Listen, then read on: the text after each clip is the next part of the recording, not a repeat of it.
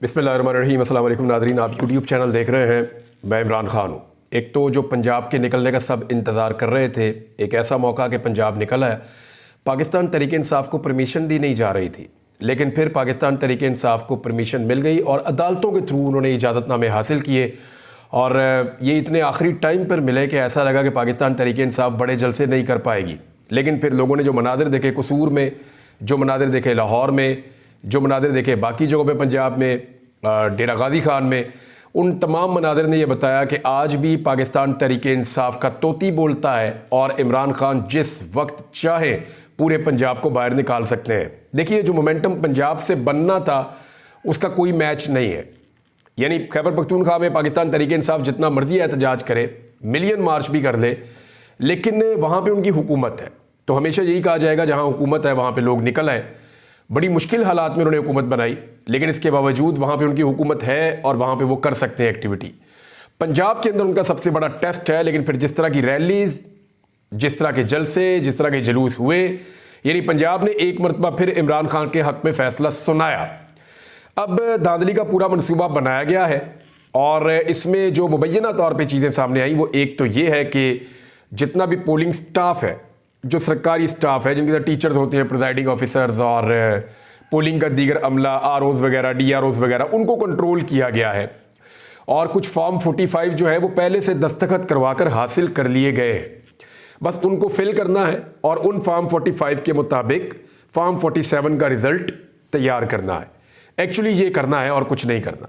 अब इस धांधली से बचा कैसे जा सकता है उस पर बात करेंगे, लेकिन जो मनाजिर हमने देखे वो तो ये बता रहे हैं कि वोट तो उसी तरह पड़ेगा जैसे 8 फरवरी को इमरान खान साहब को पड़ा था। और देखें, मेरी वोटर से एक गुजारिश है, वोट आप किसी को भी डालें, लेकिन वोट डालें जरूर। इस वक्त पाकिस्तान के अंदर जो माफिया है, जो बहुत ताकतवर माफिया है, जो रवायती सियासी जमातों के अंदर भी है और वो रवायती सियासी जमातों के सहूलतकार के तौर के ऊपर भी है, वो माफिया ये चाहता है कि पाकिस्तानी अवाम एतमाद खत्म कर दे इस इलेक्टोरल सिस्टम के अंदर। यानी पाकिस्तानी लोग जो है वोट डालना बंद कर दे और हमारा जो दिल करे जिसको चाहे उसको हम जिता दें। ये सिर्फ उसी सूरत में हो सकता है और धांधलियां उसी सूरत में कामयाब होती हैं जब बहुत कम लोग निकल कर वोट डालते हैं। यानी एक हल्के के अंदर जो है वो अगर मिसाल के तौर पे 100 लोग हैं, उनमें से 20 या 25 लोगों ने वोट डाला है, तो वहां पे धांधली करना, उसको मैनेज करना बहुत आसान होता है। लेकिन जहां पे 50-60 लोग निकल के वोट डाल दें 100 में से, वहां पे धांधली करना बहुत मुश्किल हो जाता है। अब फार्मूला वो कौन सा है जिस फार्मूले के तहत इस इलेक्शन को माफिया के हाथों से छीना जा सकता है, वो फार्मूला मैं आपको अभी बता देता हूं और बड़ा आसान फार्मूला है। लेकिन पहले आप ये ध्यान में रखें कि वोट आपने जरूर डालना है निकलकर। ये निजाम आपको मायूस करना चाहता है, आपको शिकस्त देना चाहता है कि आप हार मान जाएं, चाहता है कि आप हाथ पर हाथ रख कर बैठ जाए। लेकिन आपके पास इस मुल्क में इनकलाब लाने के लिए और सॉफ्ट इनकलाब लाने के लिए, वोट की ताकत से तब्दीली लाने के लिए एक ही तरीका है कि आप निकले और निकलकर वोट डालें। लाइन में खड़ा होना पड़ेगा, कोई बात नहीं, थोड़ी मेहनत करनी पड़ेगी, कोई बात नहीं, निकले, अपने वोट का हक इस्तेमाल करें और बताएं और जोड़ें पूरे निजाम को कि हम यहीं पे हैं, हम इस मुल्क के मालिक हैं, हम इस मुल्क के मुस्तकबिल का फैसला करेंगे। अब धांधली से कैसे बचना है? देखिए, मैंने पहले आपसे अर्ज किया था कि फॉर्म 45 एक ऐसी चीज है जिसको लिए बगैर आपने अपने घर नहीं जाना। आपने पोलिंग स्टेशन को तब तक नहीं छोड़ना जब तक कि फॉर्म 45 आपको नहीं मिल जाता। आज जिन लोगों ने फॉर्म 45 मुकम्मल हासिल किए हैं इलेक्शन में 8 फरवरी वाले में, उनके आज भी इम्कानात है कि वो ट्रिब्यूनल के अंदर आगे जाकर मामलात में, फोरेंसिक ऑडिट के अंदर वो अपनी सीटें वापस ले सकते हैं। जिन जिन हलकों में उम्मीदवारों ने अपने फॉर्म 45 पूरे किए हुए हैं, उन हलकों के अंदर सीटें वापस आज भी हो सकती हैं। और फॉर्म 47 वाले जो जीत कर आ गए हैं वहां पे, बेशक डिटाई और बेशर्मी के साथ आकर वहां बैठ गए हैं, लेकिन वो आज भी खतरा सिर्फ उन्हीं से महसूस कर रहे हैं जिनके पास फॉर्म 45 ओरिजिनल मौजूद है। ये खतरा उनके सर के ऊपर मंडला रहा है। तो फॉर्म 45 आपने एक मरतबा फिर लेकर जाना है। अब ये जो फॉर्म 45 होता है ना, इस पे सिर्फ और सिर्फ प्रिजाइडिंग ऑफिसर के दस्तखत नहीं होते, या पोलिंग ऑफिसर जो है वहां पे जो सरकारी ऑफिसर मौजूद होता है पोलिंग स्टेशन में, सिर्फ उसके दस्तखत नहीं होते। याद रखिएगा, जो रियल फॉर्म 45 होता है उसके ऊपर जो पोलिंग एजेंट्स हैं मुख्तलिफ सियासी जमातों के, उनके दस्तखत भी होते हैं। जमात इस्लामी के पोलिंग एजेंट के दस्तखत, पीपल्स पार्टी के पोलिंग एजेंट के दस्तखत, PMLN के पोलिंग एजेंट के दस्तखत, उसके बाद जो है वो पीटीआई के या जो पीटीआई का हमायत याफ्ता उम्मीदवार है उसके पोलिंग एजेंट के दस्तखत, और जो बाकी जमातें वहां से तहरीक लब्बैक या कोई और लड़े उनके पोलिंग एजेंट के दस्तखत। तो जितने पोलिंग एजेंट एक पोलिंग स्टेशन में बैठेंगे उन सब के दस्तखत होंगे तो एक ओरिजिनल फॉर्म 45 बनता है। तो अब आपने करना क्या है कि फॉर्म 45 इकट्ठे करने हैं गिनती वाली रात को, यानी 21 तारीख की रात को फॉर्म 45 इकट्ठे करने हैं अपने तमाम पोलिंग स्टेशन से, और जो आपने इकट्ठे करने हैं माफिया से बचने के लिए वो दस्तखत शुदा फॉर्म 45 इकट्ठे करने हैं। जब दस्तखत वाले होंगे तो फिर उनको चैलेंज नहीं किया जा सकेगा, फिर जाली फॉर्म 45 भी जाली हो जाएगा, उससे बनने वाला फॉर्म 47 भी जाली हो जाएगा। असली फॉर्म 45 वहां से आपको लेकर निकलना है हर हाल में, और उसके ऊपर बाकी पोलिंग एजेंट्स के दस्तखत भी करवाने हैं ताकि बाद में ये आपके पास सनद रहे और बवक्ते ज़रूरत काम आए अदालत के अंदर। लाहौर की 2 सीटों के ऊपर जिन्हें एक मूनसलाई की सीट पे पूरा जोर लगाया जाएगा। ये मुबैना तौर पे फैसला कर लिया गया है कि मूनसलाई की सीट के ऊपर पूरा जोर लगाया जाएगा कि हर हाल में उसको हराया जाए। दूसरा, जो लाहौर में NA 119 जहां से मरियम नवाज ने छोड़ा और परवेज मलिक साहब के साहबजादे अली परवेज मलिक इलेक्शन लड़ रहे हैं, जहां पूरी कोशिश की जाएगी कि अली परवेज मलिक को इलेक्शन जितवाया जाए। हालांकि इससे पहले फॉर्म 45 के मुताबिक मरियम नवाज यहां से हारी थी और शहजाद फारूक यहां से इलेक्शन जीते थे, लेकिन अब जो है वो शहजाद फारूक के खिलाफ अली परवेज मलिक है। शहजाद फारूक अभी भी फेवरेट है, सबसे बड़ा जलसा, सबसे अच्छी कंपेन उनकी है, लेकिन इसके बावजूद इस सीट पे बहुत बड़ी धांधली होने जा रही है। मैं पहले खबरदार कर रहा हूं, तो फॉर्म 45 इकट्ठे कर ले ताकि कल को आप अदालत में चैलेंज कर सके। एक और गवाही आ गई जी लंदन प्लान की, जो इमरान खान साहब बार बार कहते हैं लंदन प्लान, लंदन प्लान। सारे लोग कहते हैं कि शायद ये कोई मिथ है, शायद ये कोई ऐसे ही हवा की बात है, लेकिन एक गवाही आई है। नजम सेठी जो लंदन में नवाज शरीफ साहब से मुलाकातें करते रहे, जो बार बार मियाँ साहब से मिलते रहे, तो उन्होंने क्या बताया कि मियाँ साहब को क्या बताया गया था उस वक्त जब लंदन प्लान बन रहा था। नजम सेठी ने बाकायदा तस्दीक की है इमरान खान साहब की बात की और लंदन प्लान की। हम ये बात करते हैं तो उठा के जेल में डाल देते हैं, हम ये बात करते हैं तो उठा के गायब कर देते हैं, हम ये बात करते हैं तो बम मारने के मुकदमे कर देते हैं। तो नजम सेठी ने कहा कि नवाज शरीफ को यकीन दहानी करवाई गई थी, हम आपको अक्सरियत दिलवाएंगे।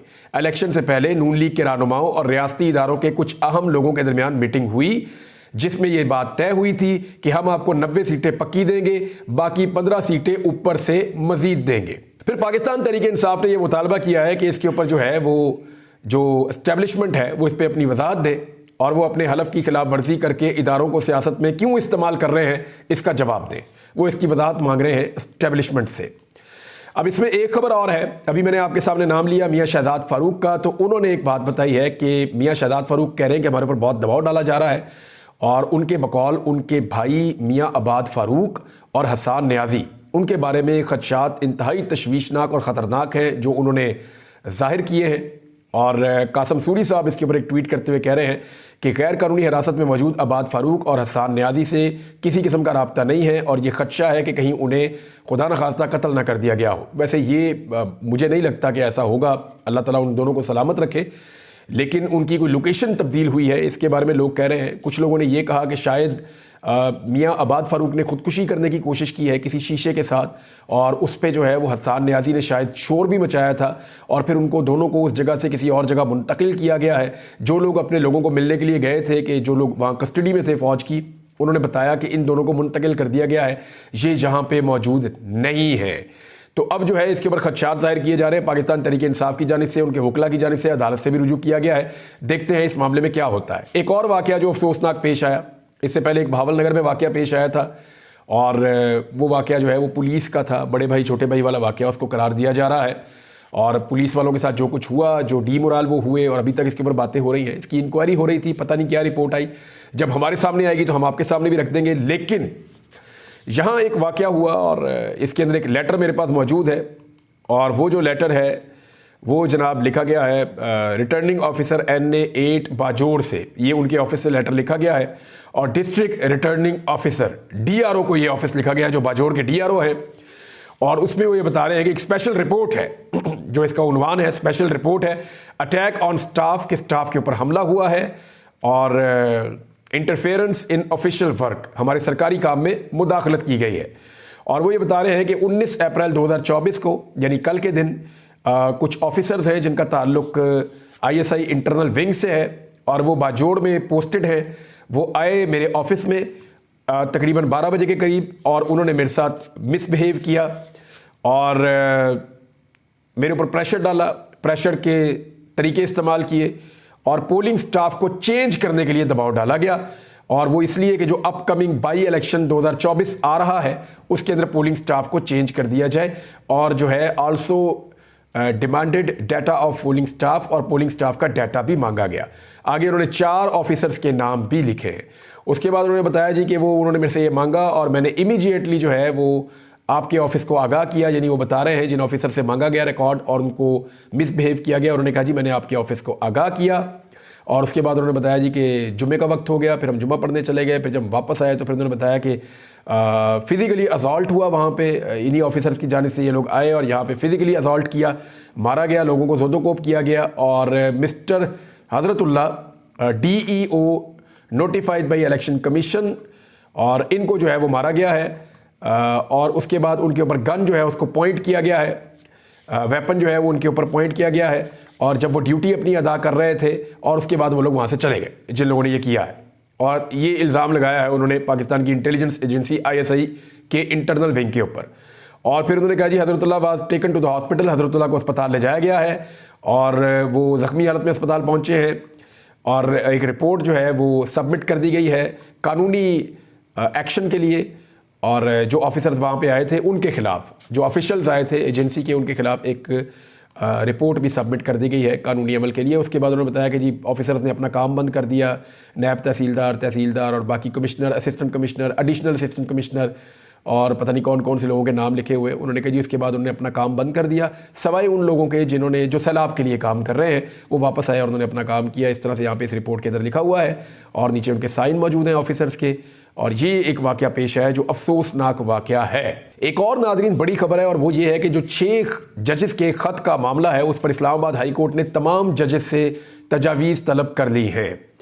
इस्लामाबाद हाई कोर्ट ने सुप्रीम कोर्ट की हदायत पर, सुप्रीम कोर्ट ने हदायत दी थी और उस पर हाई कोर्ट के तमाम जजेस से तजावीज़ मांग ली हैं। ये वो जजेस हैं जिन्होंने सुप्रीम कोर्ट से तजावीज़ मांगी थी कि बताएं ऐसी सिचुएशन में जब हमारे ऊपर दबाव डाला जाए, हमें प्रेशराइज़ किया जाए, हमें हमारे काम को करने से रोका जाए या उसमें रुकावट डाली जाए या दबाव का सामना करना पड़े तो हमें क्या करना चाहिए।